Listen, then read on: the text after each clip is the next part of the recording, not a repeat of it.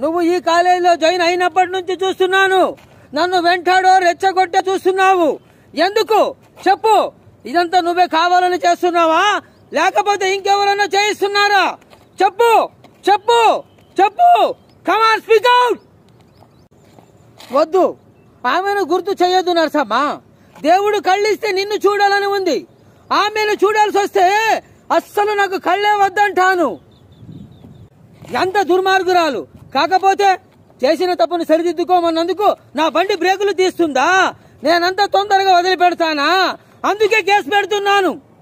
మరి నా కళ్ళు పోగొట్టిందిగా అంటే నా కళ్ళు నాకు ఇచ్చేస్తావా ఏంటి? ఏమన్నావు? తప్పు ఆ అమ్మాయి చేస్తే శిక్ష నువ్వెందుకు అనుభవించాలి?